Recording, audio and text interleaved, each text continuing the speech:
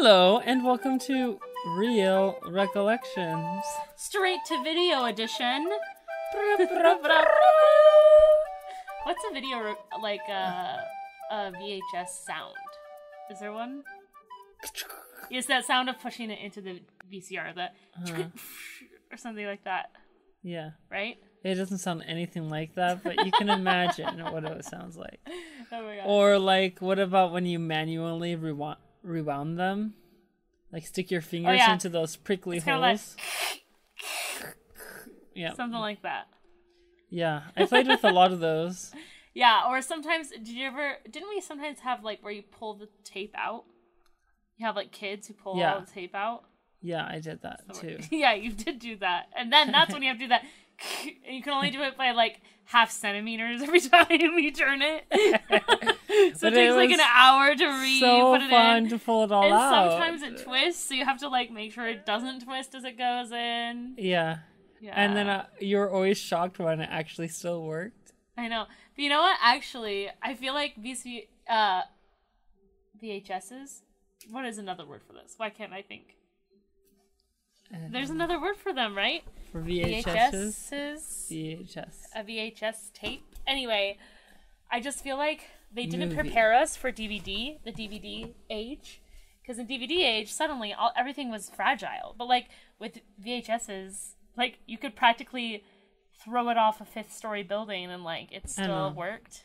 Yeah. They really threw me through a loop because all of a sudden I had to carefully grab it, and if I got a fingerprint on it, it wouldn't work. And you like it was can't always just so sad when drop it on the desk or whatever. When your favorite movie got scratched, but it like got scratched in the preview, so you couldn't even get to the menu screen. Yes, that's the worst. Anyway, today we're here to talk about... Jonah, what are we here to talk about? I don't know. Jonah's like, I just showed up. I don't know what we're talking about. I'm drunk. I'm not drunk. We're talking about Cinderella 2. Yep. Cinderella 2. Da, da, da, da, do, do, do, do. Yeah. So should we talk about what we remember of Cinderella 2? Yeah. Go ahead, Mary. What do you remember? So I remember watching this film all the time and hating it. Yeah. Yep. That's what I remember. That's it? Nothing, no specifics? I remember that for some reason, it seemed like we were watching it like every other week. And I couldn't understand it because I didn't like the stories. I didn't like the music. I didn't like the animation. And I didn't understand how it kept being played. I don't know who liked it. Who would have liked it? But it just kept happening. It was like a nightmare. This reoccurring nightmare just happened over and over again. Yes. I remember being like offended by the music in it. Yeah. Because it was so far away from the original Cinderella. I know. What's so funny about that is like how old must we have been when we watched it? And I was like, this is so off-brand for Cinderella. I was like, she sings like crooner type songs. Of course, I didn't know that word back then, but I was like, this does not sound like Cinderella. It just sounds like a 1950s bop. Not some sort of crappy early 2000s remix. I know. I got some really serious early 2000s vibes when we watched it. Yeah. But yeah, that's mostly what I remember. I remember thinking that the stories were weird. Like there's something with, is his name Jacques, when he turns into a human.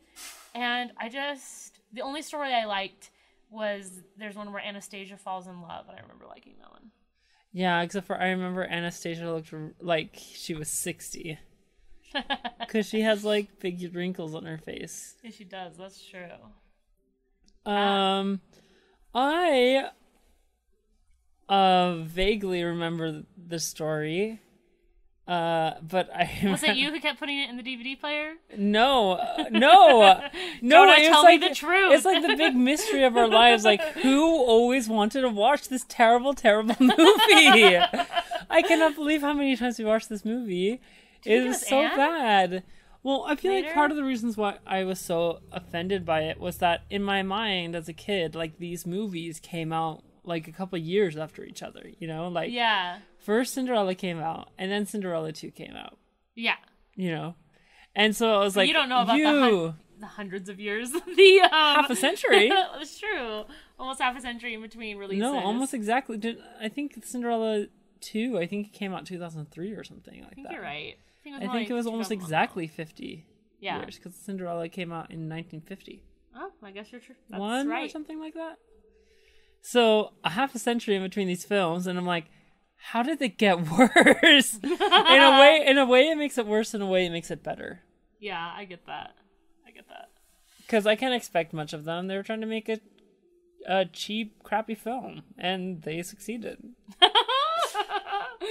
So we recently watched the movie again.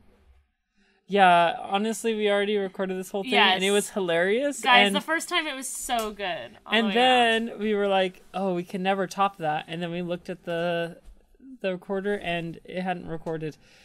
What's our problem? I don't know. It's like we want to be podcasters, but we don't know anything about recording. Yeah, it is like that. That is it what might it is. actually be exactly that. That's exactly what it is. So we just keep accidentally, but in different ways, making the mistake of somehow not recording it. We've yet to delete everything. That's true. So that should happen soon. So that could happen any day now. Maybe for this podcast. You may never hear this episode. You may be wondering, actually, we should have explained this at the beginning. You may be wondering why right now we're not doing Robin Hood. Yeah, do you want to tell them, Mary? Yeah. It was let's blame it on the shower. Guys, our wall fell in. Therefore, you should expect nothing of us. How can we be expected to get out of the bed in the morning when our wall fell in, you guys? Not just any wall, the wall in our showers, so we were not able to shower. No, we're grimy. So I was washing the apartment, cleaning the apartment, and I leaned up against the shower wall and it fell in. We go into this more in the beginning of the Robin Hood episode, which we have started on, you guys. But we realized that we needed a little bit more time to get it right. So that's why you're not listening to it today. But we wanted to get you something today. Anyways, so we rewatched Cinderella 2. Yes. And guess what? What? It still sucked. It was still a terrible movie. It was so bad. I thought, honestly, in my older age, I would be kinder to it. Like, oh, it's just a movie for kids or whatever. But I was like, this is such a weird movie. You know what people mean when they say, oh, it'd be fun for kids? They mean that it was really bad. It was really stupid. They're like, and that honestly, was a bad movie. Kids would like it. Isn't that kind of an insult to children everywhere? Like, you don't know anything about entertainment at all? The thing is that kids actually like the show. Okay. In certain ways, they're way less particular. Like, they can watch Mickey Mouse Clubhouse all day and not go insane. Dora the Explorer. Yeah, but also, they tend, like, their favorite movies tend to be movies that are really highly acclaimed as well. Yeah. I mean, kids want to feel things, too. I think they can laugh at, like, stupider movies than adults, you know?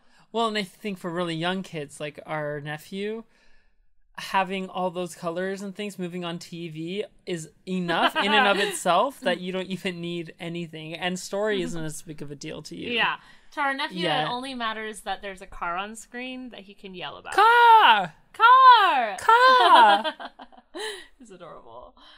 So yeah, it's just not a good film. What the film is like, it's like they were having this fight about what Cinderella 2 should be about, and some people were like, we should make it more about the mice because they're so funny, and other people were like, no, we should make it about her stepsisters because that's a really interesting storyline. No, we should make it about Cinderella adjusting to her life as a princess now. And they were like, you know what? You know what's always been a really great thing to do to make a lot of money is to make a whole bunch of mini stories and put them all together through like a really like weak sort of plot in the main storyline that is not intriguing at all. And they're like, yeah, that's a good idea. Let's do that. That's worked for every single movie they've ever tried to put it in. Everybody loves a good anthology movie. This is a bunch of internet-connected stories. I can think of one internet-connected movie that I've been like, man, that really worked and I liked it. Well, yeah. Yeah, I really can't. Nope. It doesn't work. No. It's not a good way to tell a story. People are like... That's what TV is for. Well, it can, but you have to be so smart about it. And obviously they weren't trying that hard. Well, here's the thing. The 3 stories, they were sort of interconnected. They could have they all had a party included? Yeah. Well, they could have all been happening at the same time. I know. Then there could have been one big party at the end. You know what I mean? That would have made so much more sense. Because Cinderella, in the first one, she's trying to put that party together and she wants to invite all of her friends. Right. And she has to sneak out, right? Right. To go and see them. Yes, and then that could have been when she sees Anastasia, blah, blah, blah. Tries to help her become a good person. And then Jacques. And because she's so busy with everything, Jack, I think both is right. Both are right. You know, he's trying to do that. It could have been all woven together in a very Disney-like way. Yes. But instead, they, gave up and were like... You know what would be a lot easier is if we just told them all separately. And there's just several different parties. So the first story is Cinderella trying to make a party as a new princess, which was just slightly offensive in the first place, because wasn't the king we need to go do important matters of state. Yes. You guys plan the party. Which accurate to the time period. It's just so funny. Anyway, it was just a little strange because it wasn't addressed at all. At all? Yeah, which they usually do. Anyway, but so that happened, and fine, we're planning a party, which actually could be very important to state, I suppose, back then. Yeah, but that was not a thing. But that was not a thing in this either, because they broke all the rules. I think my favorite part of the first story was the moment when Cinderella has been just instructed to wear clothes she doesn't want to wear, and blah blah blah. There's a part where she's trying to balance a book on her head and somehow can't do it, even though in the original movie she balances a basket on her head while carrying 2 trays. And but my favorite moment was when she decides to break loose from all this. Oh yeah. All of these problems. And she's like, this isn't me. These clothes aren't me. You know, that kind of thing. This hair's definitely not me. Yeah. And she's like, and this hair, ugh. Or ew. Oh, that's right. She's like, this hair, ew. It was so Lizzie McGuire. I know. It was as if they were trying to put Disney Channel, feelings and vibes into an animated film. And that was just so disturbing. Yes. To me, to see on Cinderella's personage doing those kinds of gestures. And she made a wrinkled nose face and everything. And I was like, ew. Stop. I never wanted to see Cinderella make that face. Never. And I never thought she would make it. Yeah. It was just not a good moment. It was not a good moment. Also, in general, the animation was so not good. It's not even weird. That you can really point out what's wrong about it. It's just that it is wrong. You look at it and you go, that's not right. And you miss all the 9 old men who did such a good job animating all these things without even the help of computer animation. Yeah, especially the fairy godmother looks strange. Yeah. I don't know why her of all the characters, I was like, you look weird. I don't know. It doesn't look all of them look a little off. They do. Yeah. Oh, I guess that is their one try to tie in of all the stories, is that they're making that book. Yeah, that's what I mean. That's the weak storyline that nobody cares about. I know. You forget it's happening even until the after very recently end. watching it, you forget that it was even happening. Yes.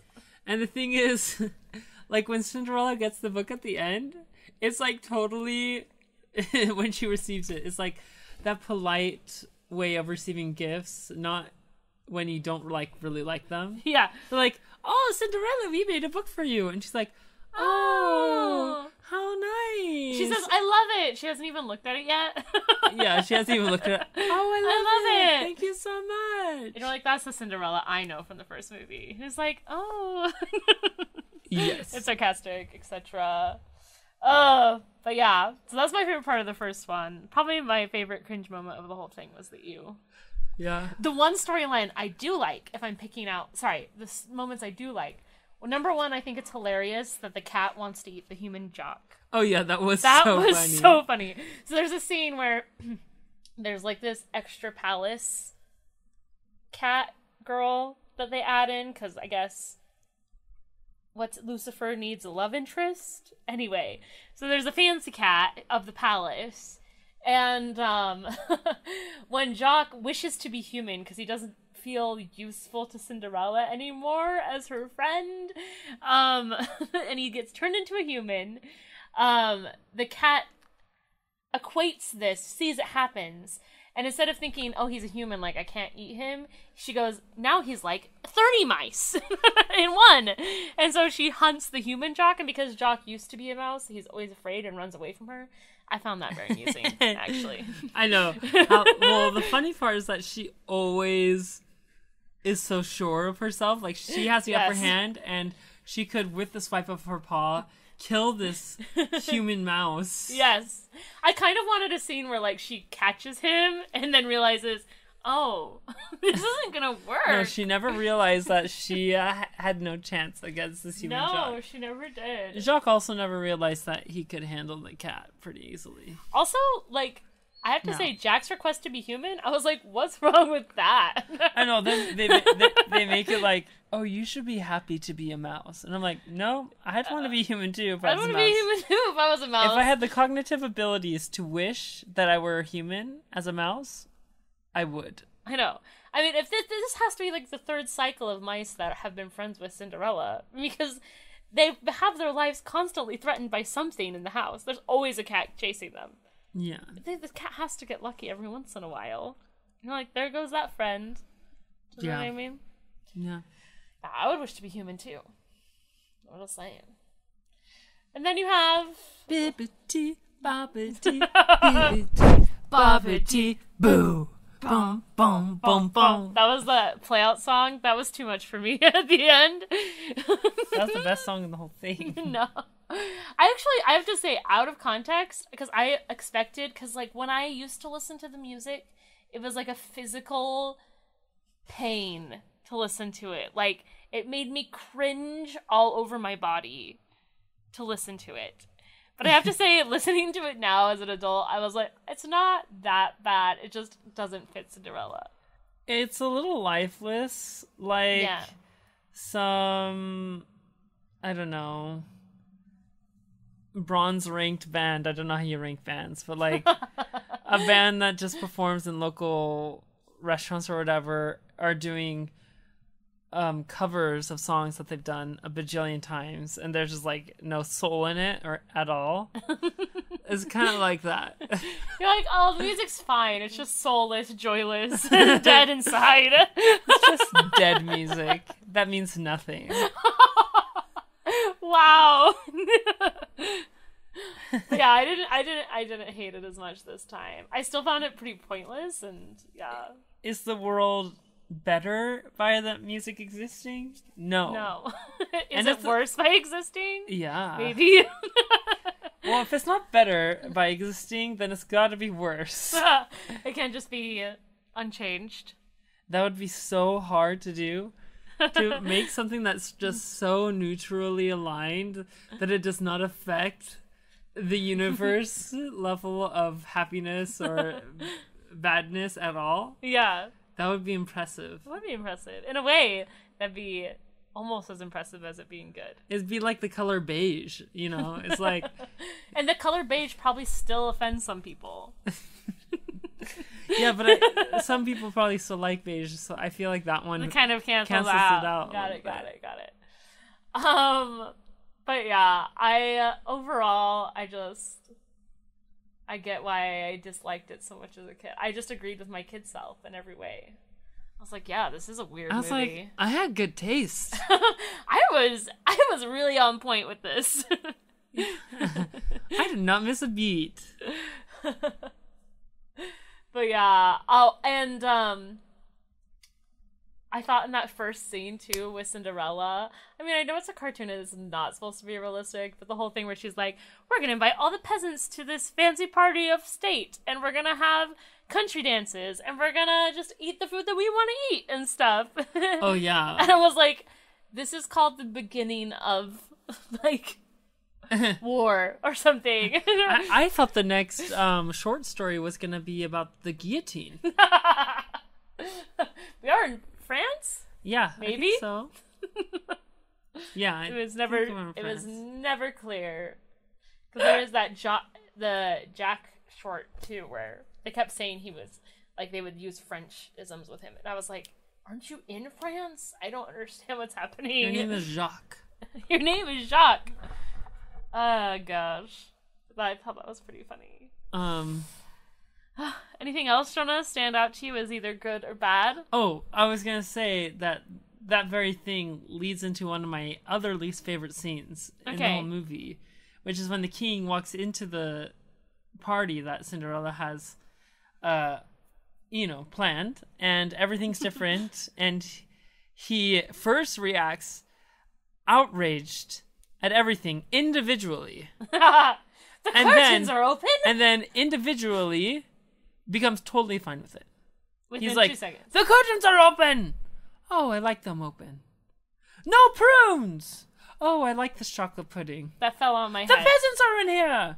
Oh, I actually like that the peasants are in here. I'm like, you could not have found some better way to do that. There's no way to tell this scene better. There was no better way to portray that. It was like, the repetition just killed me, because I think it was more than 3 times. I think it was 4 things.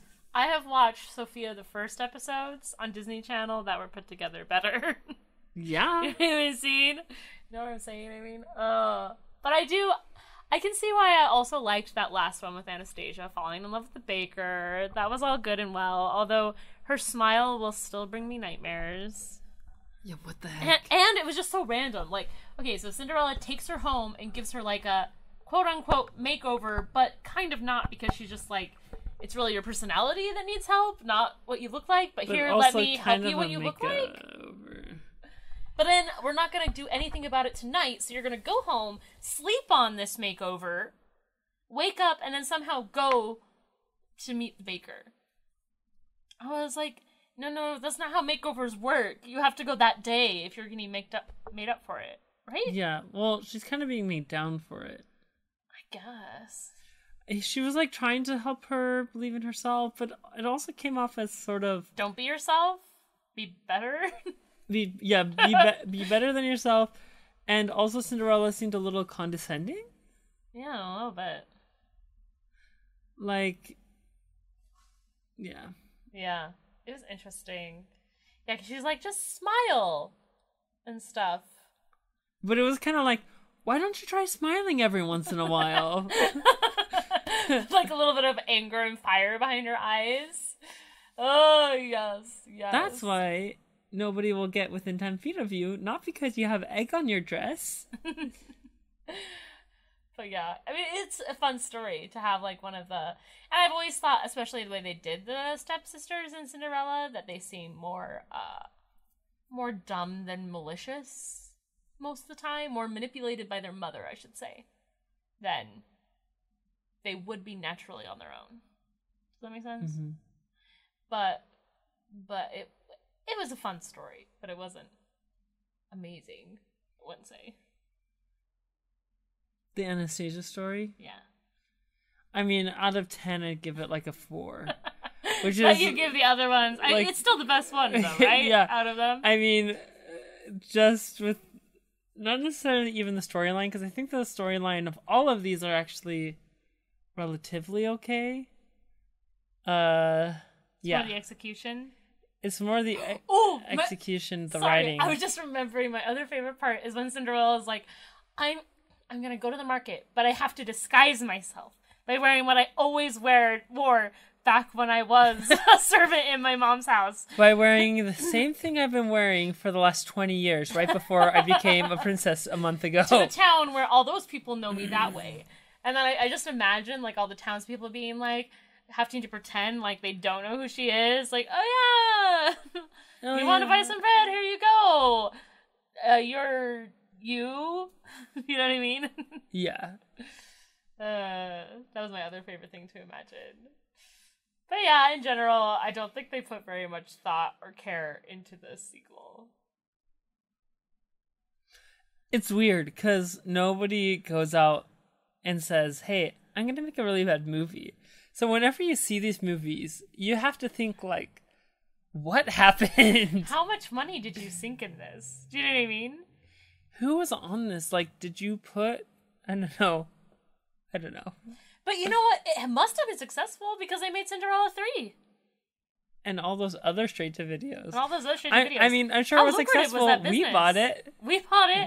Yeah, I mean, and clearly we watched it so much. So many times. Like... so many hours of my life I'll never get back. Yeah. So many times when it accidentally came on our CD thing, because I think one of the songs from it was on our CD of just Disney princess songs. Yeah. Yeah. Full body cringe every time. But yeah, that's Cinderella 2. Yeah, don't watch it. Don't watch it. I mean, unless, like, you just really want to know what it's like. Yeah. It's just so bad. Fun to talk about, though. It is fun to talk about. I wish more of these movies were just so insanely bad. But most of the Disney movies are at least redeemable in one way or another. Yeah, there's an earnestness. But this one to me feels like a pretty... Like, they were just trying to make something that had Cinderella in the title, that they could market to children, that children would then want their parents to buy for them. That for some reason, you know what I mean? Then they hardly put Cinderella in it. Yeah, with Cinderella hardly in it. Probably because they knew it wasn't that good of a movie, and they're like, we don't want to damage her image too much because we want to keep using her. And yet the one that she's in the most is probably the worst one. Yeah, I dislike it very much. Because there's, like, no redeeming qualities about it. No.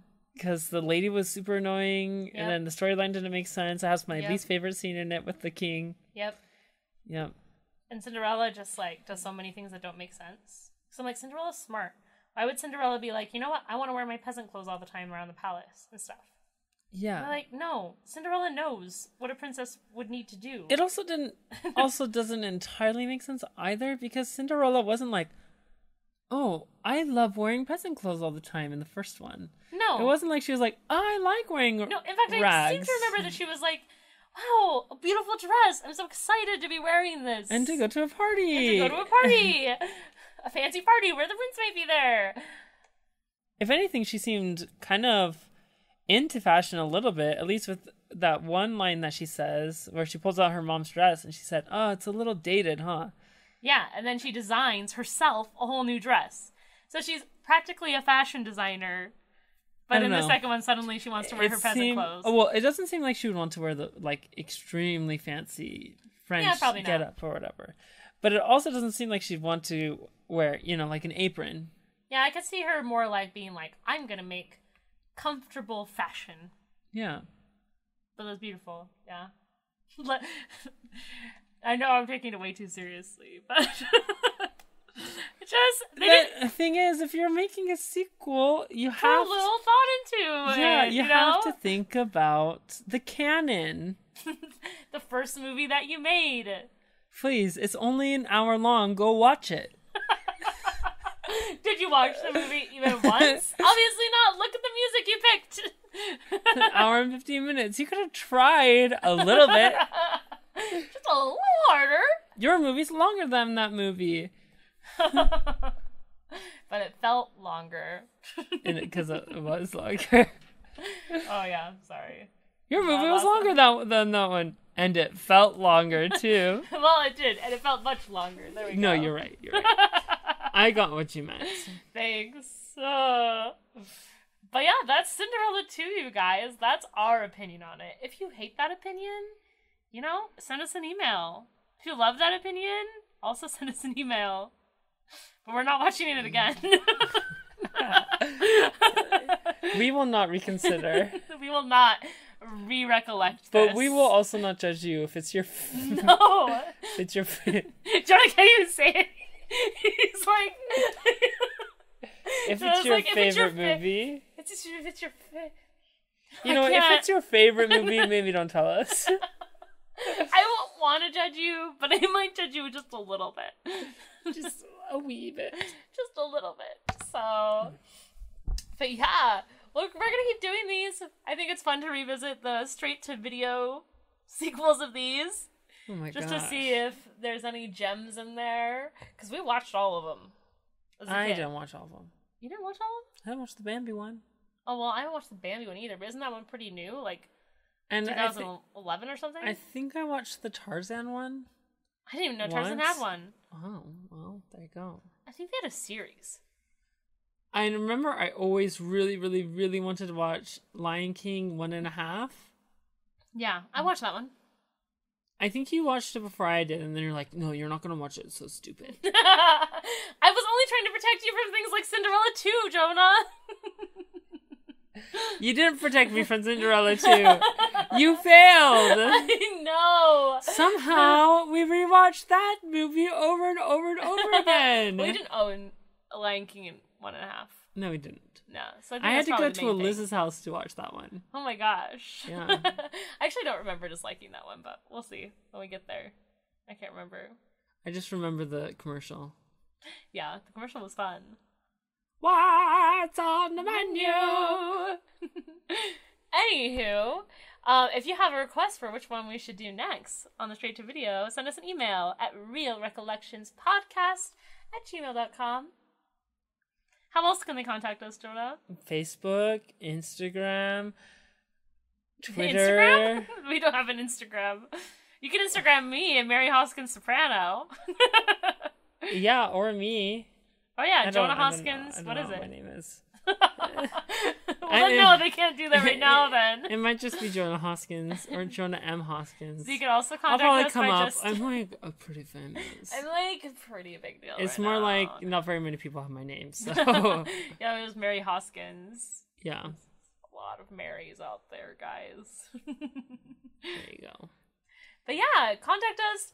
Let us know what you guys are thinking. Tell us all your Disney stories. And we'll be excited to hear from you. Have a great week, guys. Bye. Do you want to try that a little bit more excited? Bye. No.